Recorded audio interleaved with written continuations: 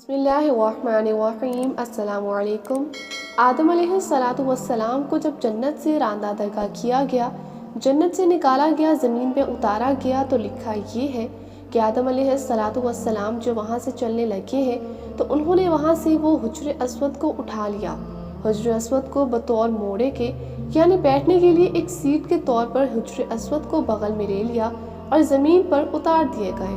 اور دوسری روایت میں آتا ہے کہ جس رات میں آدم علیہ السلام کو آسمان سے زمین پر اتارا گیا تو اس رات میں آدم علیہ السلام بڑے وحشت محسوس کر رہے تھے، بڑے مایوس، اور پوری اس دنیا کے عالم میں اکیلے رات کو بیٹھے ہیں اور بڑی ایک مایوسی اور وحشت طاری ہے۔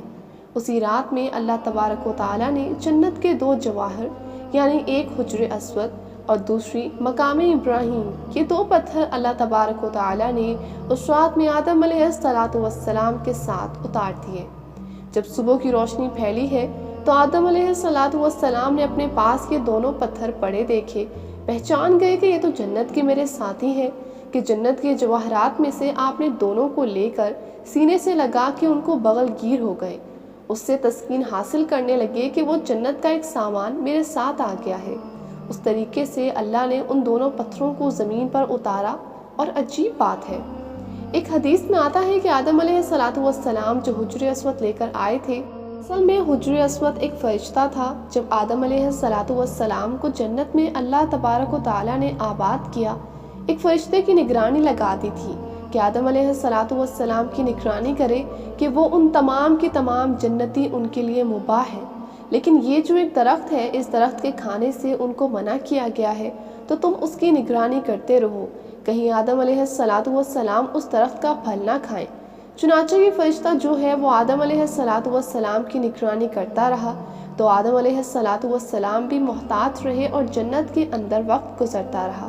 جب اللہ تبارک و تعالیٰ کو تکوینی طور پر منظور تھا کہ آدم علیہ السلام پھل کھائیں گے اور پھر آگے سارا پڑوسی جو ہوا، تو یہ تکوینی نظام ہے، اللہ کے ہاں یہ ہونا تھا، یہ مقدر تھا۔ تو اللہ تبارک و تعالیٰ نے آدم علیہ السلام سے اس فرشتے کو اوجھل کر دیا، یعنی آدم علیہ السلام کو فرشتہ دائیں بائیں کہیں نظر نہیں آیا۔ تو جب یہ آدم علیہ السلام کو پھل کھانے کا موقع آیا تو انہوں نے آگے بڑھ کے اس پھل کو کھا لیا۔ جیسے ہی پھل کھایا تو اللہ تبارک و تعالیٰ کے ہاں ظاہر ہے کہ ایک خاص قسم کا غضب نازل ہوا کہ یہ تمہیں منع کیا گیا تو کیوں کھایا؟ تو اسی ہیبت اور دبدبے کے عالم میں اللہ تبارک و تعالیٰ نے اس فرشتے کی طرف دیکھا۔ جب اس ہیبت کے عالم میں اس فرشتے کو دیکھا تو فرشتہ خوف سے پتھر بن گیا اور وہ حجر اسود کی شکل کے اندر قائم ہو گیا، اور جس کو آدم علیہ السلام زمین پر لائے۔ اس کی تائید ایک دوسری صحیح حدیث سے یہ ہوتی ہے کہ نبی کریم صلی اللہ علیہ وآلہ وسلم فرماتے ہیں کہ کل روز قیامت میں جب حجر اسود میدان حشر میں آئے گا تو اس کے دو کان ہوں گے، اس کی دو آنکھیں ہوں گی، اس کی زبان ہوگی، باقاعدہ ہاتھ ہوں گے، گویا کہ پورے ہاتھ پیر کے ساتھ یہ میدان حشر کے اندر پہنچے گا۔ اور ساتھ ہی نبی صلی اللہ علیہ وآلہ وسلم نے فرمایا کیونکہ حجر اسود اصل میں ایک فرشتہ تھا، وہاں اللہ تبارک و تعالیٰ دوبارہ اس کو انہی اعضاء کے ساتھ ظاہر کر دیں گے، اور وہاں پہنچ کر پھر دنیا کے اندر ان کو بوسہ کرنے والے جو لوگ ہیں ان کے حق میں گواہیاں دیں گے۔ تو معلوم ہوا کہ یہ حجر اسود ایک فرشتہ ہے کہ دنیا کے اندر جو لوگ ہیں جو اس کو بوسہ دیتے ہیں، اور وہ تختی پر نوٹ ہو جاتا ہے کہ اس آدمی نے مجھے بوسہ دیا، اس کے گناہ معاف کر دیے گئے ہیں۔ تو کل روز قیامت میں وہ اس کی گواہی دے گا۔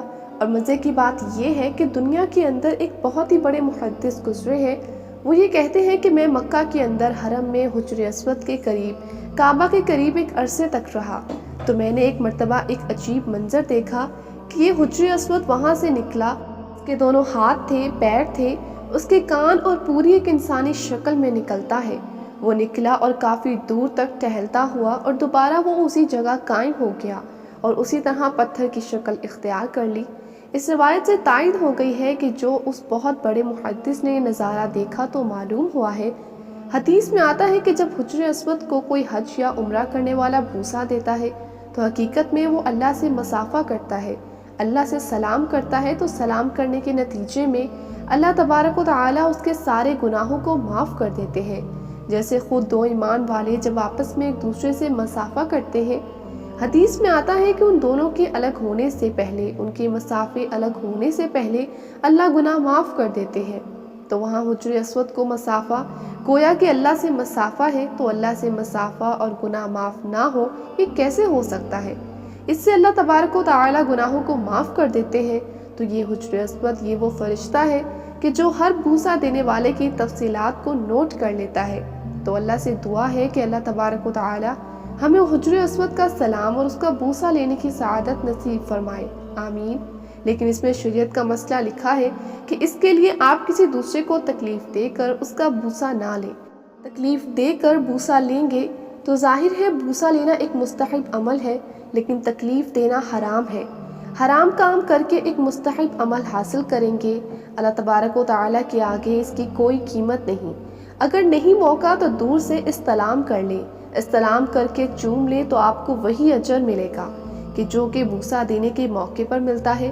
اللہ سے دعا ہے کہ اللہ تبارک و تعالیٰ اس پر عمل کرنے کی توفیق عطا فرمائے، آمین یا رب العالمین۔